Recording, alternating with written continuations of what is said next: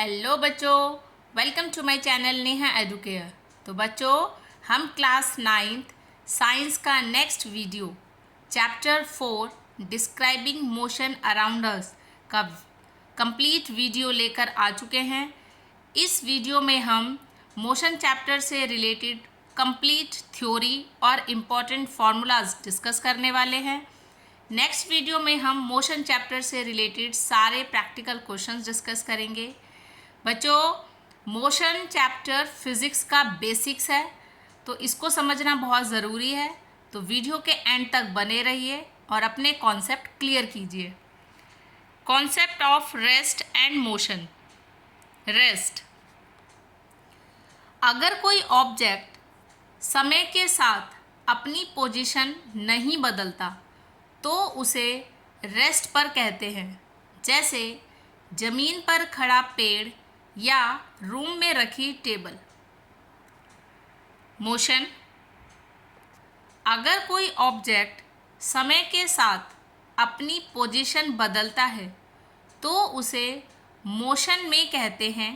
जैसे चलती हुई कार या उड़ता हुआ पक्षी। रिलेटिव टर्म,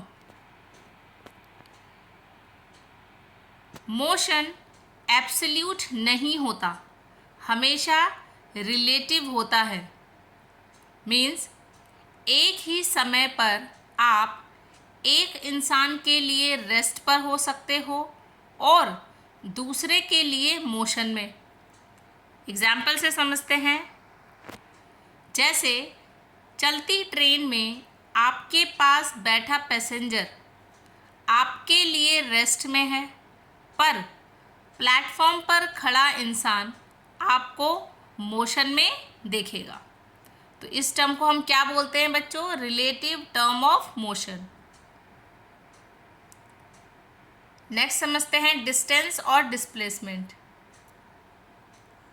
बच्चों, इसमें बच्चे बड़े कंफ्यूज रहते हैं, तो थोड़ा ध्यान से समझिएगा। डिस्टेंस, किसी ऑब्जेक्ट द्वारा तय किया गया एक्चुअल पाथ लेंथ, मतलब टोटल रास्ता। ये एक स्केलर क्वांटिटी है। स्केलर क्वांटिटी का मतलब कि ये सिर्फ वैल्यू होती है, इसमें डायरेक्शन नहीं होती। और डिस्टेंस कभी भी ज़ीरो या नेगेटिव नहीं हो सकता।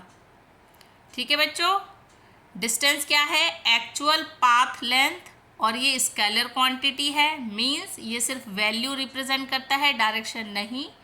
और डिस्टेंस कभी भी ज़ीरो या नेगेटिव नहीं हो सकता। डिस्प्लेसमेंट, स्टार्टिंग और एंडिंग पॉइंट के बीच की सबसे छोटी सीधी दूरी यानी शॉर्टेस्ट डिस्टेंस को हम क्या बोलते हैं? डिस्प्लेसमेंट। ये एक वेक्टर क्वांटिटी होती है। वेक्टर क्वांटिटी होने का मतलब क्या है कि वैल्यू और डायरेक्शन दोनों होती है। डिस्प्लेसमेंट मतलब वैल्यू भी बताएगा और डायरेक्शन भी बताएगा कि भाई आपका जो फेस है वो ईस्ट साइड है कि नॉर्थ साइड है और आपने कितना डिस्टेंस उसमें कवर किया। ठीक है। Zero displacement scenario, important point है। अगर आप गोल चक्कर काट कर या स्कूल से वापस घर आ जाओ तो आपका डिस्प्लेसमेंट जीरो हो जाएगा, भले ही आपने डिस्टेंस तय किया हो। हमेशा याद रखें, डिस्प्लेसमेंट इज इक्वल टू और लेस देन डिस्टेंस। बच्चों, हमने अभी पढ़ा डिस्प्लेसमेंट क्या है? Shortest distance. देखो, अगर आप किसी एक पॉइंट से गोल घूमकर वापस उसी पॉइंट पर आ जाते हो तो उस केस में डिस्टेंस तो कुछ होगा, लेकिन डिस्प्लेसमेंट क्या हो जाएगा? ज़ीरो हो जाएगा। ऐसे ही अगर आप स्कूल से घर वापस आ रहे हो या घर से स्कूल जा रहे हो तो उस केस में भी क्या है? आपने डिस्टेंस तो तय किया, लेकिन आप वापस उसी पॉइंट पर आ गए हो तो उस केस में डिस्प्लेसमेंट क्या हो जाएगा? ज़ीरो हो जाएगा। ठीक है। तो displacement is always equal to और लेस देन डिस्टेंस। ठीक है। डिस्टेंस कभी भी ज़ीरो और नेगेटिव नहीं हो सकता, लेकिन डिस्प्लेसमेंट ज़ीरो हो जाएगा अगर आप वापस सेम पॉइंट पर आ जाओगे तो। अब समझते हैं नेक्स्ट पॉइंट, स्पीड और वेलोसिटी। स्पीड, ऑब्जेक्ट कितनी तेजी से चल रहा है उसे हम क्या बोलेंगे, उस ऑब्जेक्ट की स्पीड। इसका फॉर्मूला क्या होता है, speed is equal to distance upon time. इसकी एसआई यूनिट होती है बच्चों मीटर पर सेकेंड, और ये स्केलर है, ठीक है। एवरेज स्पीड अगर निकालनी हो तो टोटल डिस्टेंस को टोटल टाइम से डिवाइड करने पर क्या मिलेगा आपको, एवरेज स्पीड। फिर जानते हैं वेलोसिटी। एक पर्टिकुलर डायरेक्शन में स्पीड को वेलोसिटी कहते हैं। बच्चों देखो इसमें डायरेक्शन इन्वॉल्व हुआ है, क्यों, क्योंकि ये वेक्टर क्वांटिटी है, ठीक है। तो एक पर्टिकुलर डायरेक्शन में स्पीड को क्या बोलते हैं, वेलोसिटी।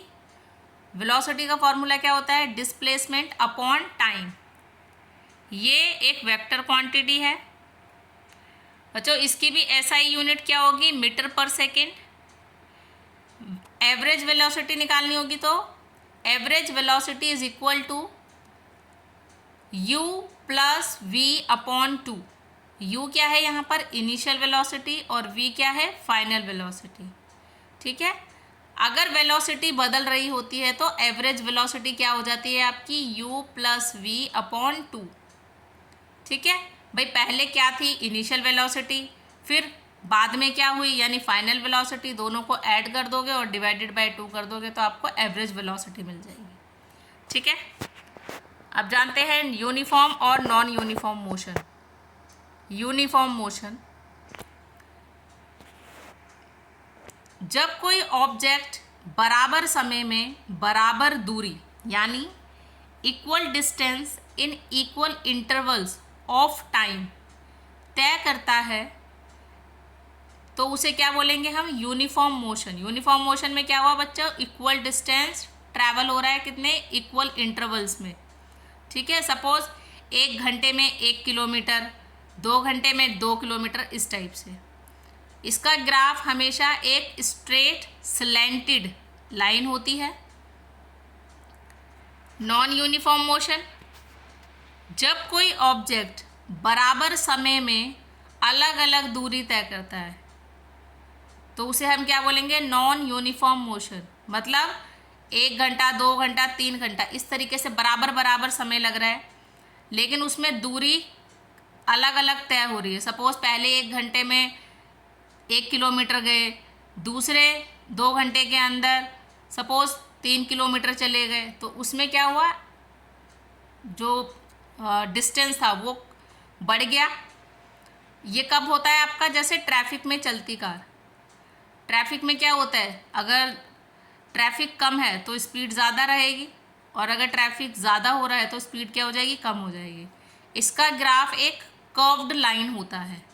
यूनिफॉर्म में कैसा ग्राफ होता है बच्चों, स्ट्रेट स्लैंटेड लाइन होती है, और नॉन यूनिफॉर्म में क्या होगा, एक कर्व्ड लाइन होती है। अब पढ़ते हैं नेक्स्ट टॉपिक, एक्सेलरेशन। वेलोसिटी के बदलने की रफ्तार को एक्सेलरेशन कहते हैं। मतलब rate of change of velocity. Rate of change of velocity equal to acceleration. इसका फॉर्मूला क्या होता है, a is equal to V minus U upon T. ए बच्चों हम एक्सेलरेशन को a से डिनोट करते हैं, u हमने अभी पढ़ा था initial velocity, v final velocity और t टाइम। इसका फॉर्मूला क्या होगा, acceleration is equal to final velocity minus initial velocity divided by time. इसकी एसआई यूनिट क्या होगी, मीटर पर सेकेंड स्क्वायर। बच्चों कई जगह पर ऐसे भी लिखा होगा मीटर सेकेंड, और जो 2 होगा वो माइनस करके दिखा देगा। तो उसका मतलब क्या होता है, जब अपॉन वाले को आप मल्टीपल में लिख देते हो तो पावर नेगेटिव दिखा देते हैं, ठीक है। तो कंफ्यूज मत होना, उसका मतलब क्या होता है, मीटर पर second square. Positive versus negative. Velocity बढ़ने पर एक्सेलरेशन पॉजिटिव होता है, और वेलोसिटी घटने पर यानी ब्रेक लगाने पर एक्सेलरेशन नेगेटिव होता है, जिसे रिटार्डेशन या डिसेलरेशन कहते हैं। मेजरमेंट डिवाइसेस, स्पीडोमीटर, ये गाड़ी की इंस्टेंटेनियस स्पीड यानी ठीक उस पल की स्पीड, मतलब जिस टाइम पर वो चल रही है, ठीक है, उस टाइम की स्पीड को दिखाता है। इसे किलोमीटर पर आवर में मेजर किया जाता है। स्पीडोमीटर में क्या होता है बच्चों, ये गाड़ी की इंस्टेंटेनियस स्पीड को दिखाता है जो कि किलोमीटर पर आवर में मेजर किया जाता है। ऑडोमीटर, ये गाड़ी द्वारा तय की गई टोटल डिस्टेंस को रजिस्टर करता है कि गाड़ी कितनी टाइम तक चली या उसने कितनी दूरी तय कर ली। स्पीडोमीटर ठीक उसी पल की बताएगा कि भाई उस पल में कितना, और odometer total distance. Equation of motions बच्चों वेरी इंपॉर्टेंट पॉइंट है, सारे न्यूमेरिकल्स इसी पर बेस्ड है, मोस्टली इसी पर बेस्ड है आपके सारे। अगर ऑब्जेक्ट सीधी लाइन में कांस्टेंट एक्सेलरेशन से चल रहा है तो ये 3 फॉर्मूलाज लगते हैं। क्या बोला गया बच्चों, अगर ऑब्जेक्ट सीधी लाइन में यानी कांस्टेंट एक्सेलरेशन से चल रहा है तो ये 3 फॉर्मूलाज बहुत इंपॉर्टेंट है। पहला फर्स्ट इक्वेशन है आपकी जिसे हम वेलोसिटी टाइम रिलेशन कहते हैं। First equation velocity time relation, इसका फॉर्मूला होगा आपका final velocity is equal to initial velocity plus acceleration into time. Second equation होगी आपकी पोजीशन टाइम रिलेशन, ठीक है। सेकेंड इक्वेशन में क्या होगा, पोजीशन टाइम रिलेशन, इसका फॉर्मूला होगा आपका S is equal to U T plus half A T square. बच्चों यहाँ पर S का मतलब है distance, distance is equal to initial velocity into time plus half acceleration into time square, ठीक है। थर्ड इक्वेशन आती है आपकी जो दिखाएगा आपका पोजीशन वेलोसिटी रिलेशन, इसका फॉर्मूला होता है आपका final velocity square is equal to initial velocity square plus 2 multiply acceleration into distance या डिस्प्लेसमेंट। ग्राफिकल एनालिसिस बच्चों ये न्यू सिलेबस में थोड़ा सा इस पर फोकस ज़्यादा है, ठीक है, तो इसको समझिएगा। डिस्टेंस टाइम ग्राफ, फर्स्ट क्या है, डिस्टेंस टाइम ग्राफ। इस ग्राफ की स्लोप हमें स्पीड बताती है। डिस्टेंस टाइम किसको दिखाएगी बच्चों, इसका स्लोप स्पीड को।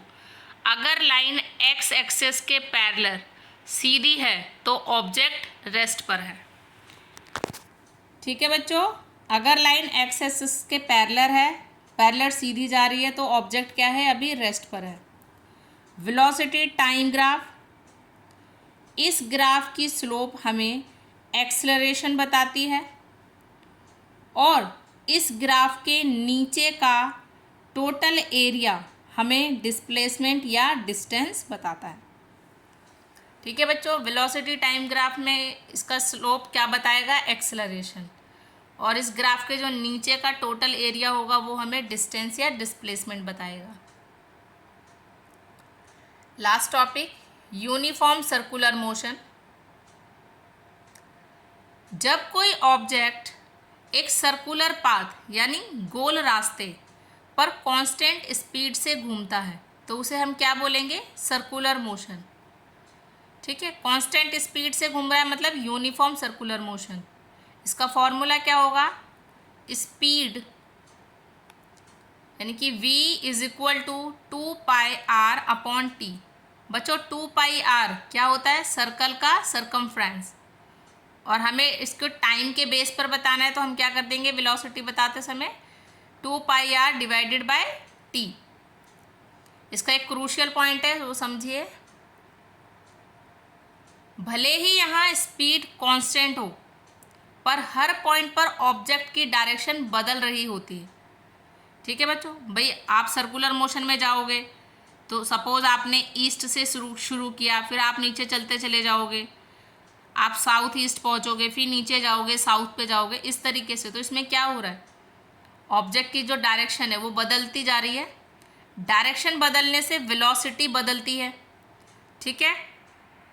इसलिए यूनिफॉर्म सर्कुलर मोशन को हमेशा एक एक्सीलरेटर मोशन माना जाता है।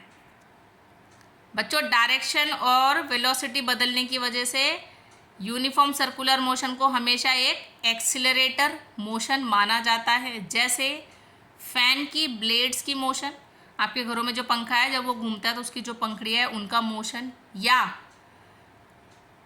अर्थ का सन के चारों तरफ चक्कर लगाना, ये क्या है, एक्सीलरेटर मोशन। तो बच्चों, आपका चैप्टर यहाँ पर इसका थ्योरी पार्ट पूरा कंप्लीट होता है, सारे फॉर्मूलेज इसमें कंप्लीट हो गए हैं। तो प्लीज़ वीडियो को लाइक शेयर ज़रूर करें और चैनल को सब्सक्राइब करना ना भूलें। इस चैप्टर को अच्छे से रिवाइज अच्छे से पढ़ लीजिए, फॉर्मूलाज अच्छे से याद कीजिए, ताकि जब हम नेक्स्ट वीडियो में प्रैक्टिकल क्वेश्चन करें तो आपको एक भी पॉइंट ऐसा ना हो जो आपको मिस हो जाए या आपको समझ में ना आए, ठीक है। टफ चैप्टर नहीं है, बहुत इजी चैप्टर है। एक बार समझ में आ गया तो प्रैक्टिकल करने में आपको बहुत अच्छा लगेगा। मिलते हैं नेक्स्ट वीडियो में।